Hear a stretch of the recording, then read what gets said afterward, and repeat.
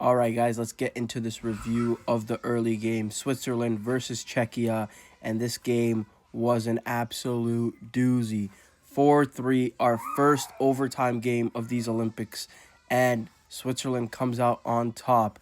The game was very back and forth, but this guy right here, Timo Meyer, had a game for himself. Here goes a scorecard for the game. The game will get started with the Czechs going on top at the end of the first period with Czech. Is that his name? Chapalak? I don't want to butcher his name, so I'm not going to say it.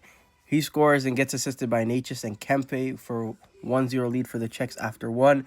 And then Roman Josi, nearing the end of that second period, answers for the Swiss, making it 1-1 before Timo Meyer would score on the power play to make it 2-1 for the Swiss and give them the lead going into that third period. But in the third period, the Czechs answer back with Simic scoring from Natchez and the guy that scored the first goal to make it 2-2. But then P. Suter from Timo Meyer and J.J. Moser would get the third goal for the Swiss and put them up going into the final embers of the game.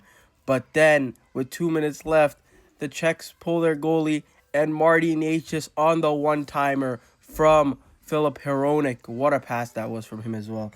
Crossing pass, one-timer, Natchez to take it 3-3, take it into overtime.